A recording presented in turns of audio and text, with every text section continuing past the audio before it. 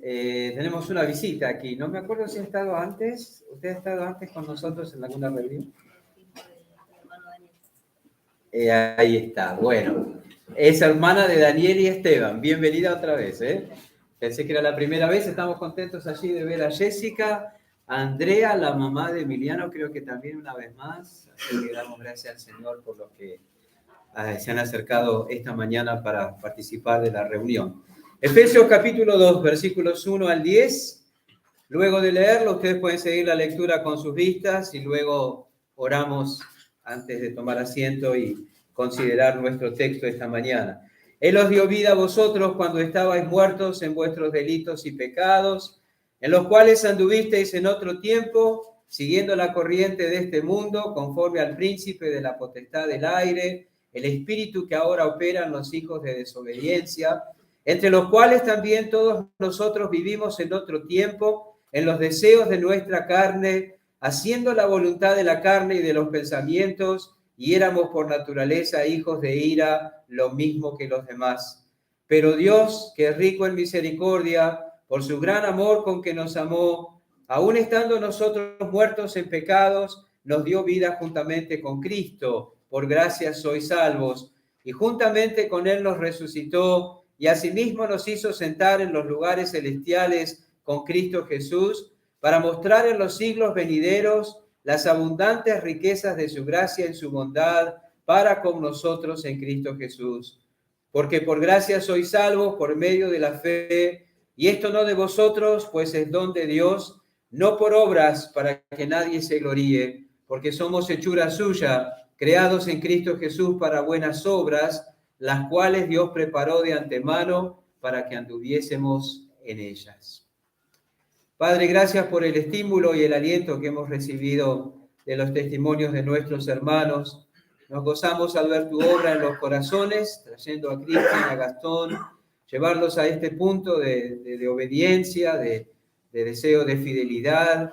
Y también, Señor, gracias por animarnos al evangelismo, a compartir la escritura, el mensaje de la palabra de Dios con todos cuantos están a nuestro alrededor en cada oportunidad, pues no sabemos, oh Dios, cuánto tiempo tenemos o tienen aún aquellos que no te conocen.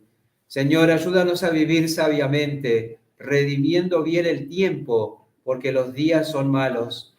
Y tú sabes qué fácil es para nosotros entretenernos y distraernos en aquello que no es de valor permanente. Ahora te rogamos, oh Dios, que tú hables a nuestros corazones esta mañana usando tu palabra. En el nombre de Jesús. Amén. Pueden tomar asiento. ¿Le ha pasado en alguna oportunidad de escuchar una conversación, verdad, y no entender las expresiones que usan entre sí las personas que conversan? Bueno, eso puede pasarnos si las personas están hablando otro idioma, ¿verdad? Están hablando en inglés, en francés, usted no conoce ese idioma y alguien conversa y usted queda ahí medio colgado, sin poder apreciar ni entender lo que se está conversando. Pero no solamente puede pasar cuando los que oímos hablan otro idioma. Días atrás estuve en la peluquería. Todos los peluqueros ahí donde yo me corto el pelo son muchachos jóvenes. Ellos hablaban entre sí y yo no entendí la mayoría de las expresiones que ellos usaron.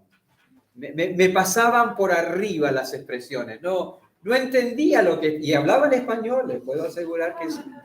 Pero no entendía las expresiones que utilizaban, ¿verdad? Los adolescentes y los jóvenes tienen un lenguaje propio, tienen sus maneras de decir las cosas que a nosotros, los mayores, a veces nos descoloca un poquito porque no lo conocemos. Bueno, los millennials, los que nacieron entre 1991 y 1993, han cedido su espacio a la generación Z, dicen los sociólogos, que son los nacidos entre 1994 y 2010. Son los que ahora actualmente tienen entre 12 y 28 años. Y ellos tienen su propia jerga, su propio argot, para decirlo de una forma más elegante, ¿no es cierto? Y solo ellos entienden lo que están hablando. Cuando hablan, todos los demás quedamos afuera.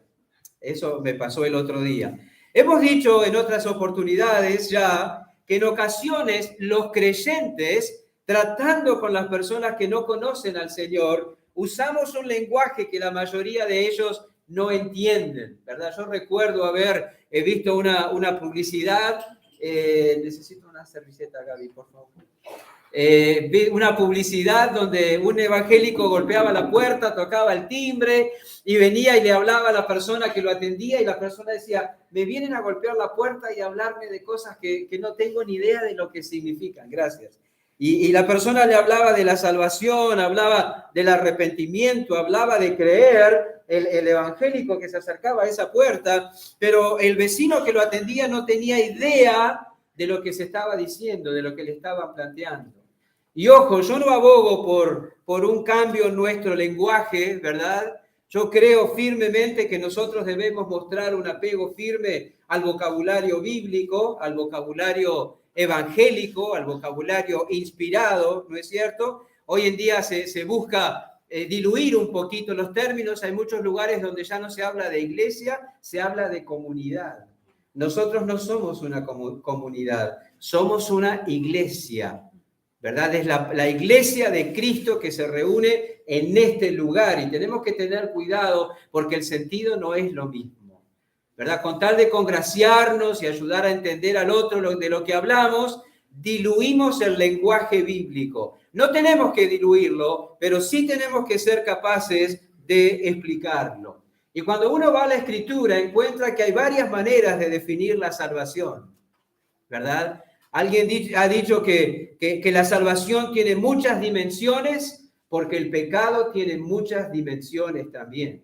Y hay varios términos, varias figuras, varias imágenes que se emplean en la Escritura para definir la salvación. Y es importante que nosotros nos empapemos de la revelación y de las palabras bíblicas en cuanto a eso. Estar en pecado, no ser salvo, no estar en Cristo, se define en la Escritura muchas veces como estar en tinieblas, ¿verdad? Por eso la salvación se define como recibir luz. Estar en pecado, no ser salvo, no estar en Cristo, se define muchas veces como un estado de ceguera. Por eso, ¿verdad? La salvación se define muchas veces también en términos de que se abren los ojos. La salvación se define también como justificación. Porque el estar sin Cristo, el estar en el pecado, habla de un estado de condenación y el condenado necesita ser justificado. Y acá en Efesios capítulo 2 estamos aprendiendo que el estar sin Cristo, estar aún en el pecado, se define también como un estado de muerte espiritual.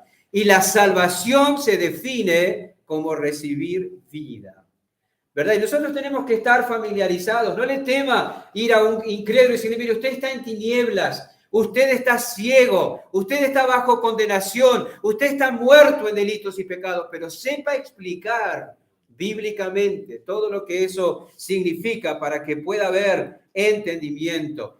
Si nosotros aprendemos a manejar todas esas figuras y expresiones relacionadas con la salvación, primeramente vamos a entender mejor lo que se ha hecho en nosotros, ¿verdad? Y en segundo lugar estaremos mejor equipados para poder compartir con otros el mensaje del Evangelio.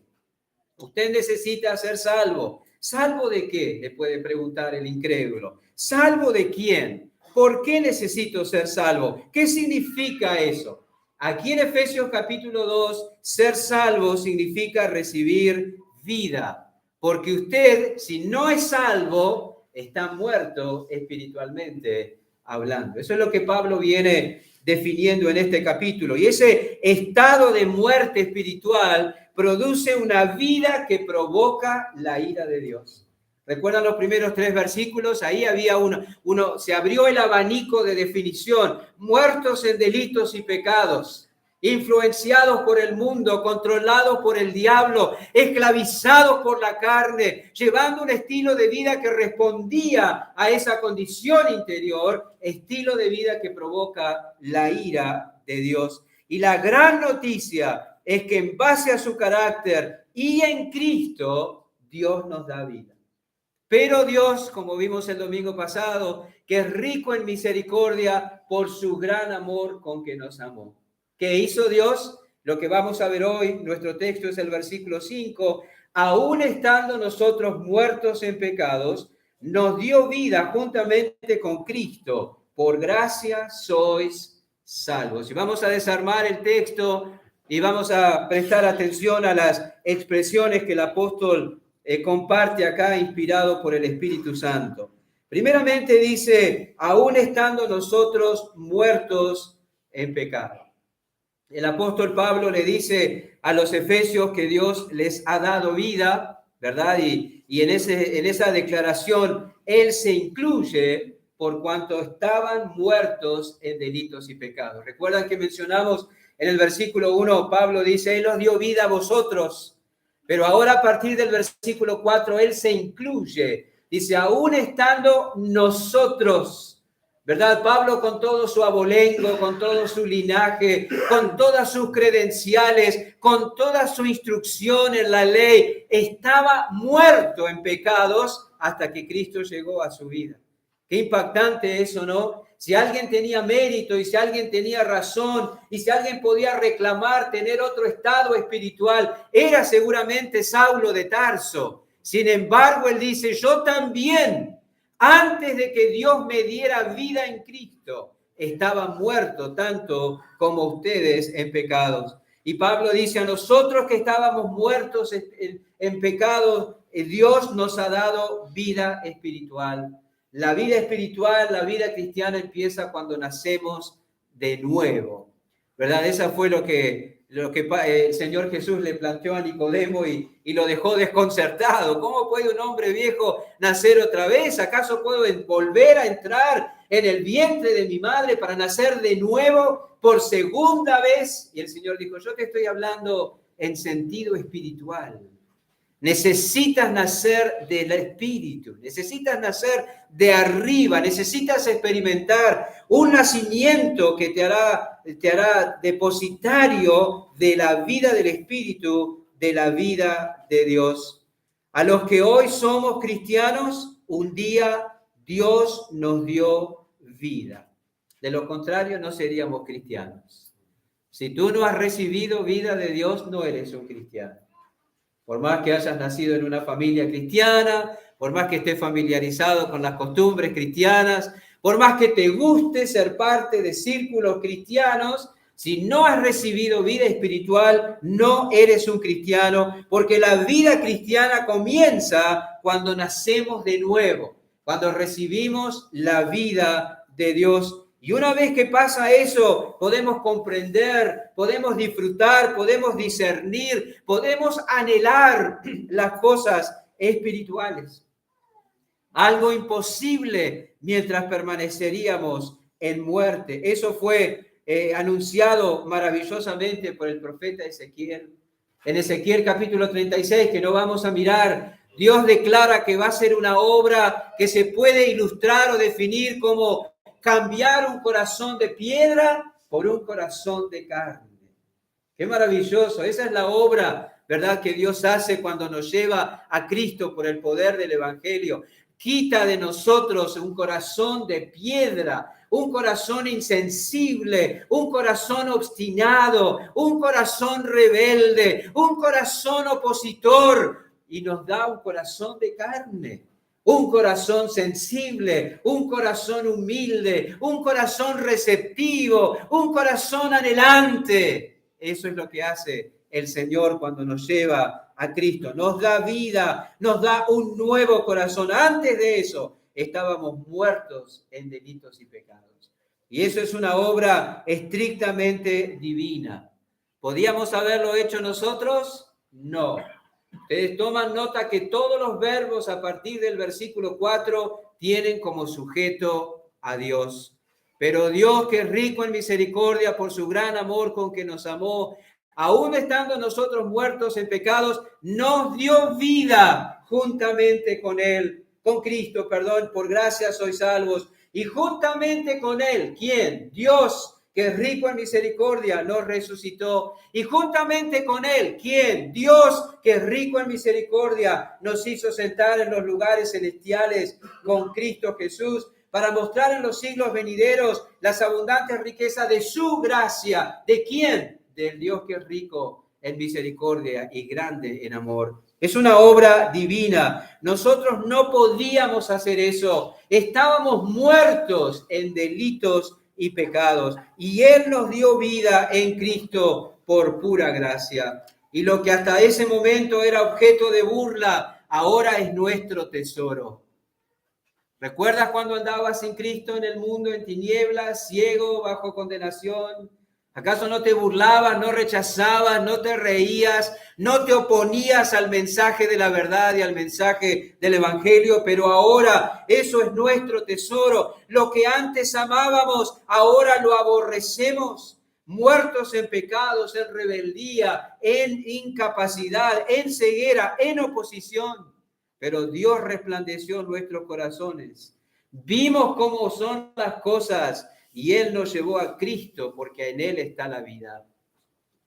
Pablo encuentra la necesidad de repetirlo, ¿verdad? Aún estando nosotros muertos en pecados, aún cuando no había nada que nosotros pudiéramos hacer, aún cuando estábamos en un estado, valga la expresión, de absoluta incapacidad, que solamente puede ser definido con la palabra muerte. La palabra enfermedad no define nuestro estado sin Cristo. La palabra muerte sí define nuestro estado sin Cristo. Y dice, en segundo lugar, en capítulo 5, la segunda parte, nos dio vida juntamente con Cristo. Y es indudable que el énfasis acá está en el adverbio juntamente, ¿verdad? Dios, que es rico en misericordia, por su gran amor con que nos amó, aun cuando estábamos muertos en pecados, nos dio vida. ¿Cómo? Juntamente con Cristo. Juntamente con Cristo. ¿Cómo Dios da la vida? Uniéndonos a Cristo. Dice el versículo 5, nos dio vida juntamente con Cristo. Juntamente con Él nos resucitó. Y para no decir juntamente con Él, sentar en los lugares, ahí está el énfasis. ¿Cómo es que tenemos vida? ¿Cómo es que Dios... Juan lo dice así, ¿verdad? En primera de Juan, muchas gracias. El que tiene al Hijo tiene la vida. El que no tiene al Hijo de Dios no tiene la vida. Y este es el testimonio, que Dios nos ha dado vida y esta vida está en su Hijo. ¿Cómo el pecador puede alcanzar vida? Solamente si el Padre lo lleva hasta el Hijo y lo une a Él. Y eso pasa cuando en la gracia de Dios ejercitamos la fe. El Señor nos une a su Hijo, ¿verdad? Eso es hay muchas implicaciones ahí. El bautismo del Espíritu Santo, que es la iglesia, una unidad, y en virtud de esa unidad, todo lo que es de Cristo, juntamente con Él. Es una declaración para no perder su claridad ni su profundidad. Podemos tomar esta declaración de una forma descuidada. Podemos pasarla por ahí juntamente con Él, nos dice, juntamente leer así como quien lee el periódico, un artículo que no tiene importancia para uno. Pero si lo hacemos así, vamos a perder sus implicaciones gloriosas. Pero tampoco debemos acercarnos a una expresión como no, esta expresión es para los teólogos. Vaya a saber lo que significa, ¿verdad? Y mistificamos, si cabe la expresión, demasiado esa verdad y perdemos su sencillez. La cuestión es que Dios nos da vida por su misericordia, por su amor, cuando estábamos muertos en delitos y pecados, uniéndonos a Cristo, cuando vamos a Él por la fe. La unión con Cristo, hermanos, es el meollo. La unión con Cristo es el hueso. La unión con Cristo es el punto central de la doctrina de la salvación. Mi unión con Cristo es el fundamento de mi salvación. Yo soy salvo y permaneceré salvo por la eternidad, porque Dios me ha unido a Cristo. Ese es el fundamento. Esa es la base. Ese es el meollo. No es por mi mérito, no es por mi fidelidad, no es por la cantidad de conocimiento bíblico que yo pueda acumular. Es porque estoy unido a Cristo por la fe. Y eso lo hizo Dios, ¿verdad? En mi corazón, en mi experiencia. Y es cierto, que no podemos aspirar a comprender o a cabalidad todo lo que está implícito en esa unión. No podremos agotar jamás la riqueza que implica nuestra unión con Cristo. Sin embargo, hermanos, tenemos que recordar que las verdades de la Escritura no son para explicar, son para aceptar. Y aunque yo no puedo explicar todo lo que eso implica, yo debo aceptarlo por la fe. Por supuesto, debo esforzarme por crecer en la comprensión de esas verdades, pero la comprensión no es requisito para la aceptación. Si Dios lo dice, para mí está bien. Me dio vida juntamente con Cristo. En virtud de mi unión con Cristo, yo he recibido vida. Puedo gozarme en eso. Gracias, Señor, por haberme unido a Cristo, porque mientras yo estaba lejos, estaba en mi pecado, estaba muerto, pero ahora tú me llevaste a Él. Me uniste a Él y me diste vida. No lo entiendo todo, pero mi seguridad de salvación descansa en que Dios me ha unido a Cristo en una unión espiritual y eterna. Es unido a Él que tengo vida, dice la Escritura. Dios, en virtud de su misericordia, de su gran amor y de la gracia, nos ha dado vida. ¿Cómo lo hizo? Uniéndonos a Cristo. Seguramente la mayoría de los creyentes que leen sus Biblias están familiarizados con esa expresión. La expresión en Cristo o en el Señor o en Él aparece 164 veces en el Nuevo Testamento. Así que hay que prestarle atención. Es una verdad que se subraya, que se destaca, que se enfatiza, que se repite una y otra vez. Pablo hace uso de esa expresión muchísimas veces en el Nuevo Testamento. Sin duda es una verdad trascendental. Mi salvación deriva de esa unión. Y no solo esas expresiones, sino que también en el Nuevo Testamento se hace uso de varias imágenes, de varias figuras que ilustran esa relación particular que el creyente tiene con Cristo. Por supuesto, quizás la más conocida de todas esas figuras y todas esas imágenes es la de la que hace uso el Señor Jesús en Juan capítulo 15. Yo soy la vid y vosotros los pámpanos. Fuimos injertados en la vid. Cuando el mensaje del Evangelio obró en nuestros corazones, Dios nos llevó hasta la vid y nos injertó ahí. Y a partir de ahí participamos de la naturaleza, de la vida, del vigor de la vid. Dios lo hizo. Yo no nací en esa vid. Fui injertado en esa vid por el poder de Dios. Tan unido, inseparable como el tronco y las ramas de la vid. Pablo también usa la imagen de la cabeza y del cuerpo. ¿Verdad? Somos incluidos en el cuerpo y participamos de la vida de la cabeza, porque en aquel entonces cabeza no solamente tenía el sentido de autoridad, el que manda, sino que se creía que la vida derivaba de la cabeza también. Así que participa el cuerpo de la vida de la cabeza. ¿Quién es la cabeza? Es Cristo. Estamos unidos a Él, recibimos la vida de Él, así como también la del matrimonio, la imagen del matrimonio. Grande es este misterio, dijo el apóstol Pablo en Efesios capítulo 5, pero yo digo de esto de Cristo y de la iglesia. Una sola carne, lo que le pasa a uno afecta al otro, lo que le pasa a uno es la experiencia también del otro. Dios me ha dado vida al unirme a Cristo. En cierto sentido, yo participo de Cristo y me beneficio de Cristo. Esa es la idea. Ustedes tienen vida, dice Pablo, porque fueron unidos a Cristo para participar de Él y para beneficiarnos de Él. En virtud de esa unión, todo lo que le pasa a Cristo en la mente de Dios me pasó a mí. Por eso Dios me ve como que yo hubiera muerto.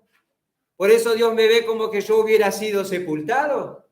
Por eso Dios me ve como si yo hubiera resucitado de entre los muertos. Y por eso Dios me ve como si yo ahora estuviera sentado en los lugares celestiales. ¿Con quién?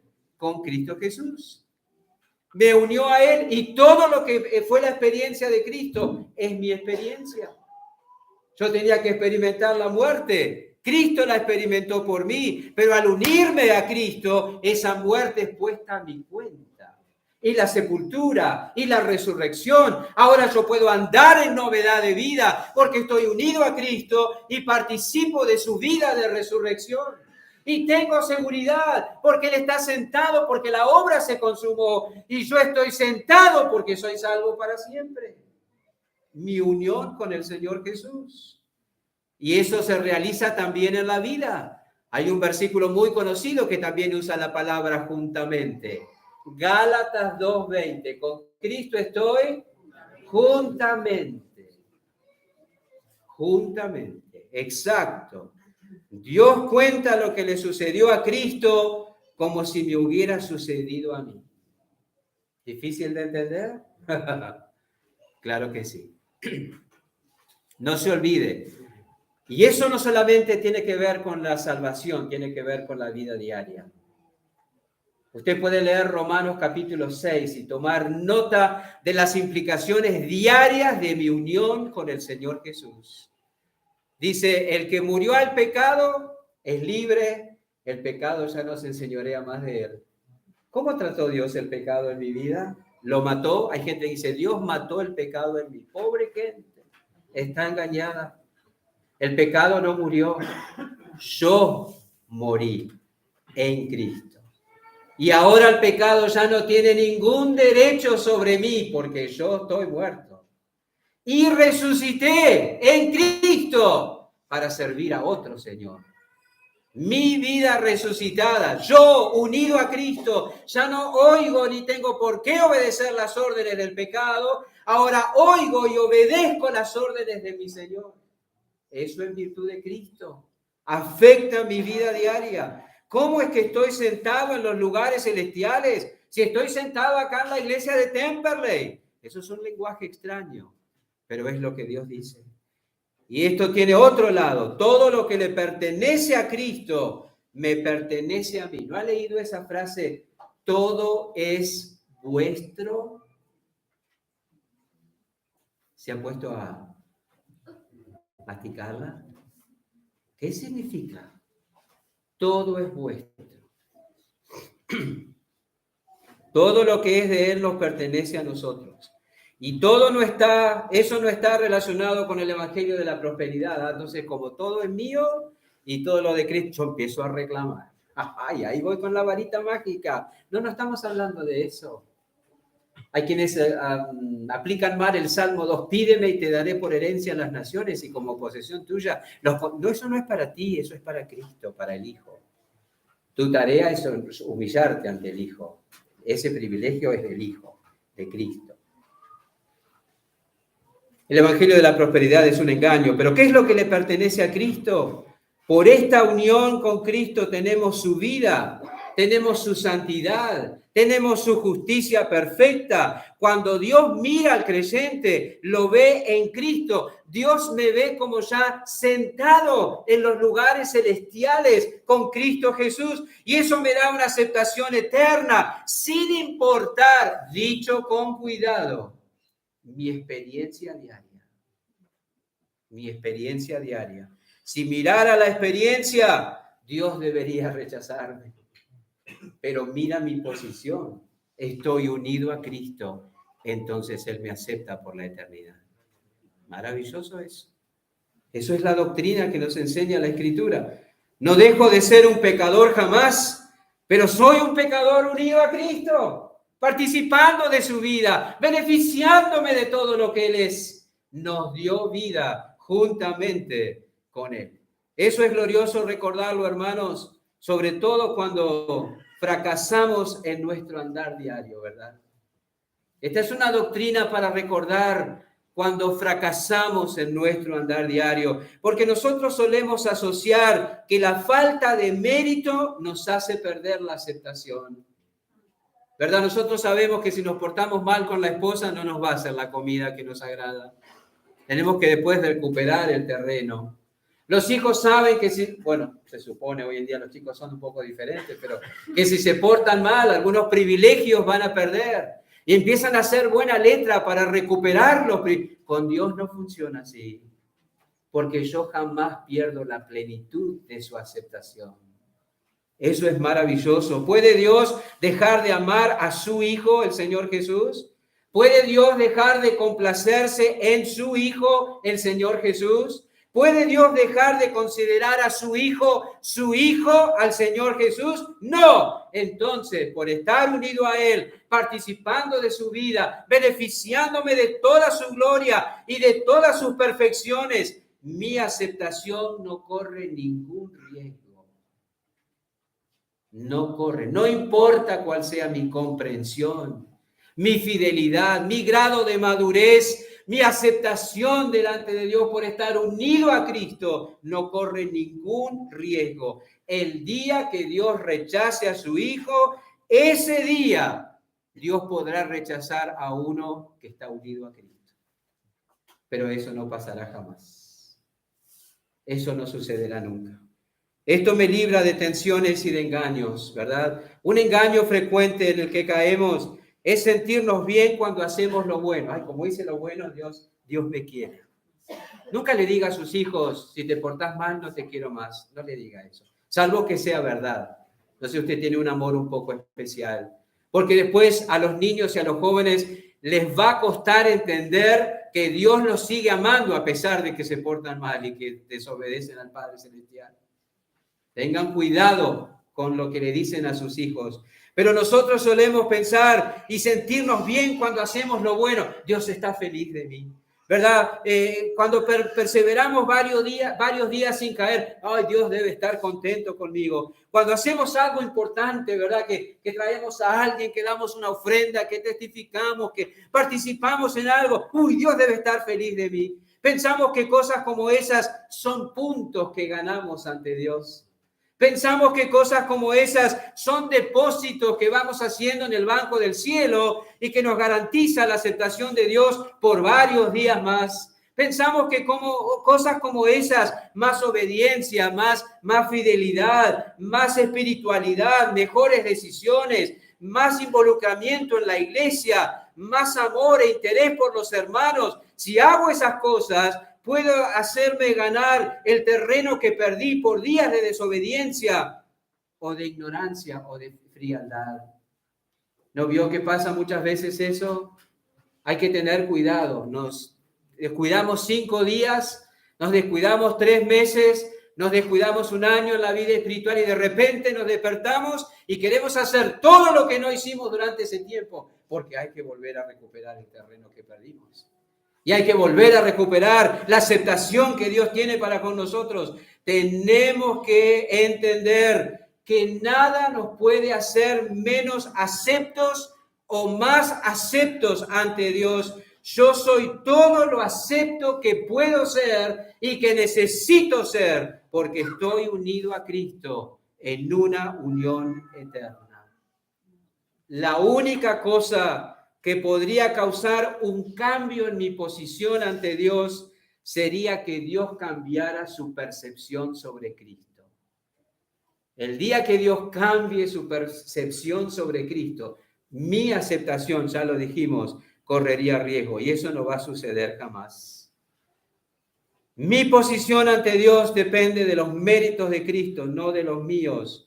Y recordemos, no tenemos ninguno propio. Pero en virtud de esa unión con Él, los de Él son míos. Cuando fui llevado a Cristo por la fe y unido a Él, todo lo que es de Cristo, su obediencia perfecta, su vida perfecta, su justicia perfecta, su muerte por el pecado, su sepultura, su resurrección a otro tipo de vida, su lugar, es estar sentado, todo eso es puesto a mi cuenta, todo eso es mío espiritualmente hablando. Entonces, todo está bien para siempre. Hermanos, no nos engañemos pensando que valemos más ante Dios cuando obedecemos más o que valemos menos ante Dios cuando obedecemos menos.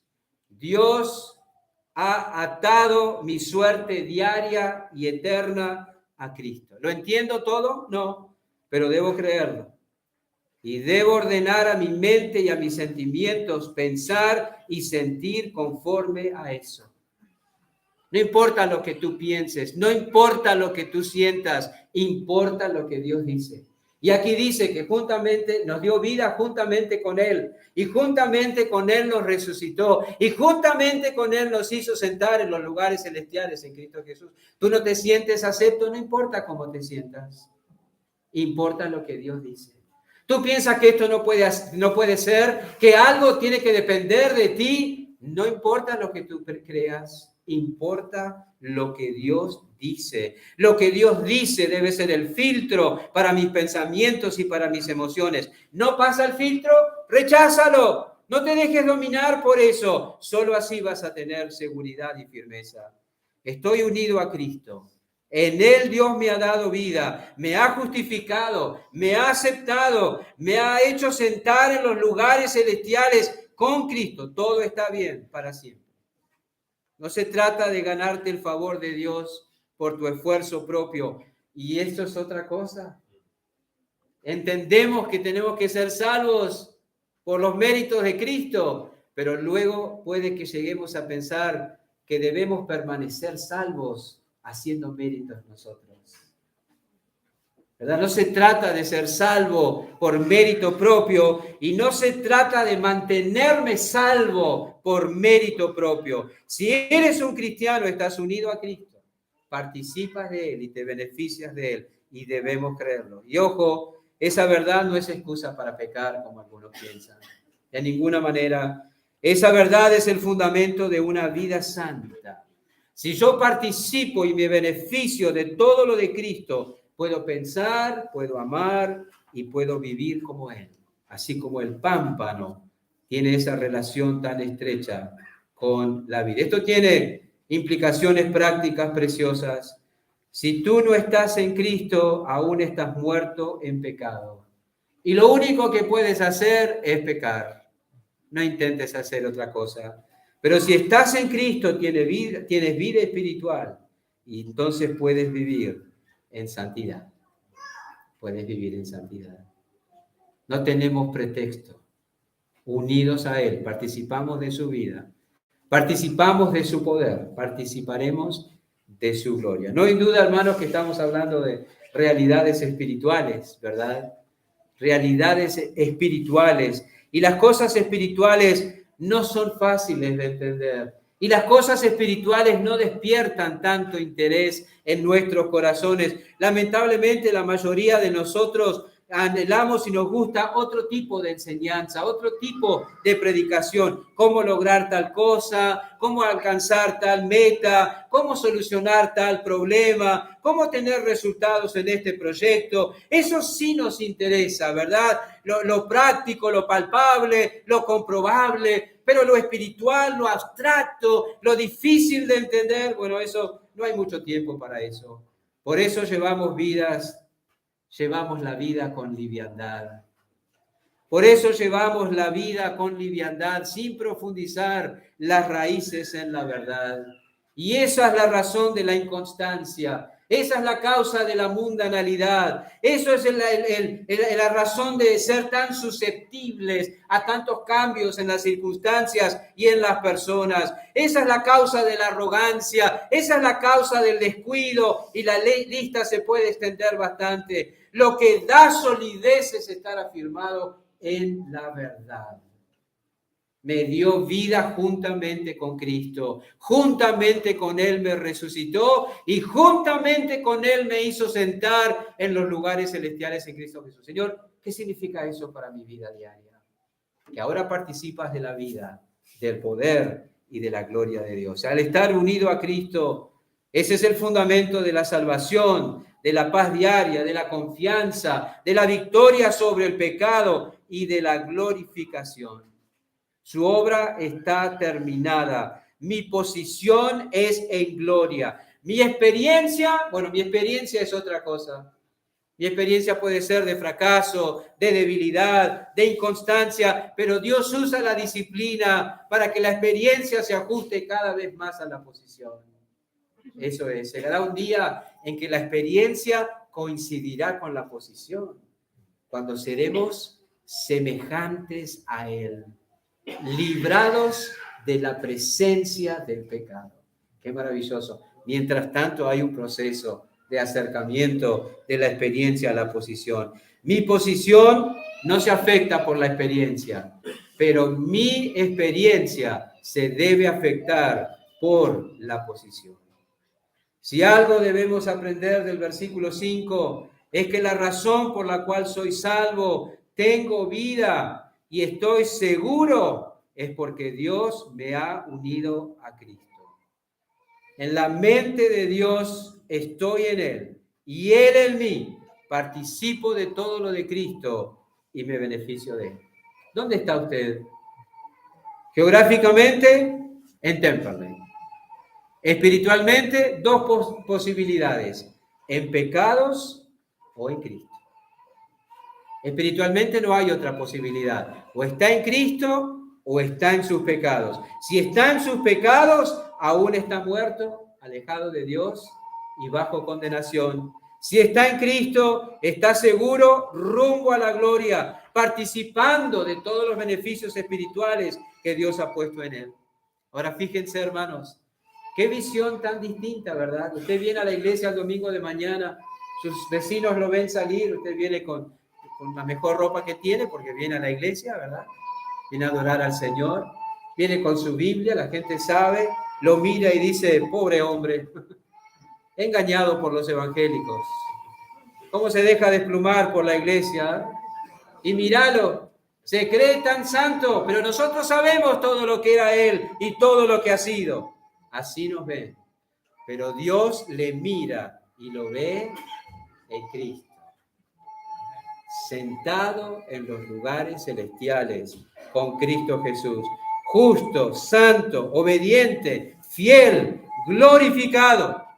Nosotros somos conscientes de la experiencia, pero Dios nos ve en base a mi posición en Cristo. ¿Hace la vista gorda a Dios a mi pecaminosidad y debilidad? No. Me disciplina, ¿verdad? Sabia y amorosamente para que mi experiencia se ajuste cada vez más a mi posición.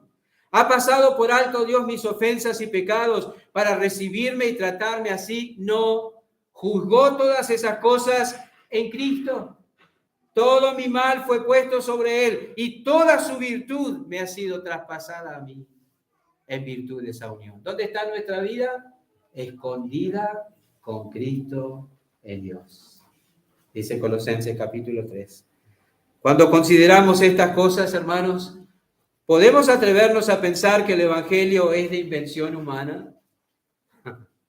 ¿Quién podría habérsele o a quién podría habérsele ocurrido tal cuerpo de doctrina y de verdad? A ningún ser humano, seguramente. Porque primero y principalmente, porque el Evangelio despoja al hombre de toda su pretendida dignidad y meritocracia, espiritualmente hablando, y coloca toda la gloria sobre el Dios del cielo. Y si soy algo, es solamente por estar unido a Cristo y nada más. Por eso Pablo cierra el texto, el versículo 5, diciendo, por gracia sois salvos. Creo que Pablo no podía menos que pensar en la gracia al considerar estas cosas, ¿verdad? Al pensar en esta unión que les trajo vida, poder y gloria a los efesios y a él mismo, llevó la mente de Pablo a la gracia. Dios lo ha hecho porque ha querido y no porque lo merecíamos.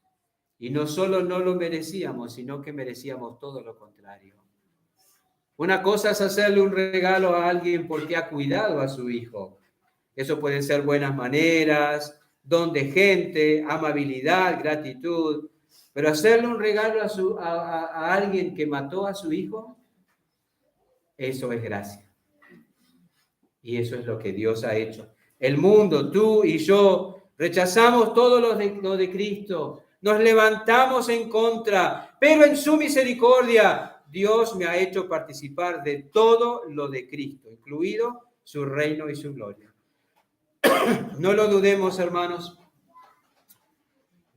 Dejados librados a nuestro propio proceder, nos hubiéramos unido al grito de la multitud, ¡crucifícale! Nos hubiéramos unido al grito de la multitud. Pero por su gracia, Dios me ha colocado en su Hijo y me ha dado vida.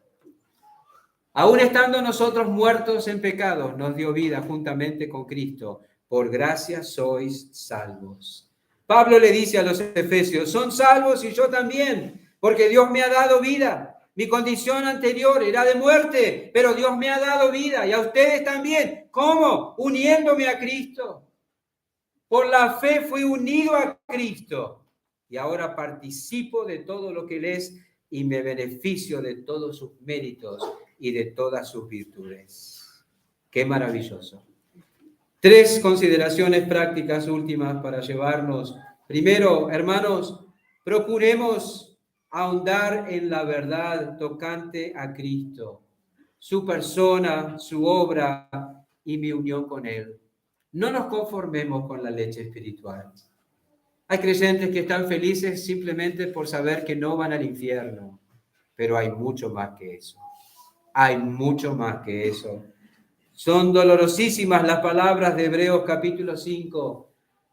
Debiendo ser ya maestros, después de tanto tiempo, tenéis necesidad de que se vuelva a alimentarlos como bebés espirituales. Oír, creer, actuar en base a la verdad sobre Cristo es lo que nos lleva a la madurez. Avancemos en la vida espiritual, hermanos. Penetremos en las profundidades de la verdad. Tenemos una firme y maravillosa promesa. Cosas que ojo no vio, ni oído oyó, ni han subido en corazón de hombre, son las que Dios ha prometido a los que le aman. Y Él nos las hace saber por su Espíritu. No te conformes con menos. Avanza hacia la madurez. Segundo, procuremos meditar más frecuentemente en lo que significa estar en Cristo. Esa unión es la esencia de la salvación. Esa unión es la base de la seguridad divina y eterna. La comprensión y la aplicación de esa verdad, de nuestra unión con Cristo, es el fundamento para la vida fructífera. Mientras no hagamos pie en esa verdad, vamos a fluctuar en el ánimo. Oremos que el Señor nos dé entendimiento espiritual. Oremos por la salud, oremos por el trabajo, oremos por la paz social, oremos por lo que quieran, pero ore que Dios le dé entendimiento espiritual. Eso es primario y eso le dará firmeza. Y tercero, procuremos no olvidar cuál era nuestro estado antes de ser llevados a Jesús. No olvidemos, antes de hallar o hablar de la vida diaria que los efesios debían llevar a partir del capítulo 4 de su carta, Pablo les llevó de las profundidades de la muerte a las alturas gloriosas de los lugares celestiales. Primero le habló de lo que Dios había hecho en ellos, por pura gracia, lo que eran y lo que ahora son en Cristo. Procuremos no olvidar que éramos antes de que Cristo nos alcanzara, porque la impresión, la apreciación de la doctrina hace deseable y fácil la práctica. Hay gente que dice, qué difícil es la vida cristiana, qué difícil es ser. No conocen lo que tienen en Jesús. Y hasta que no conozcas lo que tienes en Jesús, entonces no podrás encontrar deleite en vivir para la gloria de Dios. Eso es. No olvidemos, la vida está en Cristo. Si no estás en Él, estás muerto. Así que si oyeres hoy su voz, no endurezcas tu corazón. No permanezcas en muerte. Ve a Dios en arrepentimiento y fe. Él te unirá a Cristo y unido a Él tendrás vida. Oremos. Gracias, Padre, por permitirnos detenernos en esta porción y en este versículo en particular. Cuánto en tan pocas palabras. Y seguro, oh sí, Señor, que hemos tocado muy apenas la superficie de esta verdad. Oh Señor, que sea despertado en nuestros corazones hambre por aquellas cosas que tú has prometido que son nuestras, las cosas que ojo no vio, ni oído oyó, ni han subido en corazón de hombre, esas cosas que se despierten en nosotros hambre por las cosas de Cristo, por lo que pusiste para nosotros en Él, por lo que Él es para nosotros. Señor, perdónanos por nuestra liviandad y por entretenernos y distraernos, como ya hemos dicho, en las cosas pasajeras y superfluas. Perdona a tu pueblo. Llévanos a la consagración y a la humildad delante de ti. Llévanos a la Escritura. Llévanos al Señor Jesús. Pon anhelo en nosotros por conocerle más. En su nombre y para su gloria. Amén.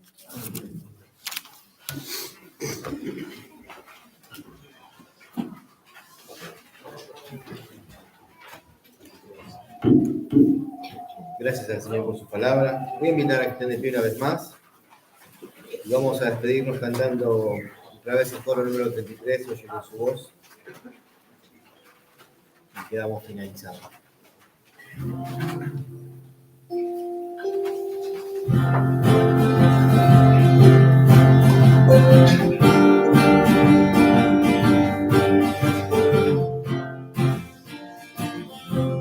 Oye bien su voz en la calma, dice que andemos en luz. Oye bien su voz en sus obras, hablan del poder de Jesús. Oye bien su sabiduría, oye la palabra de Dios. Ven y goza de su presencia, oye bien su voz. Muy bien, de esta manera quedamos finalizados. Que el Señor bendiga a cada uno.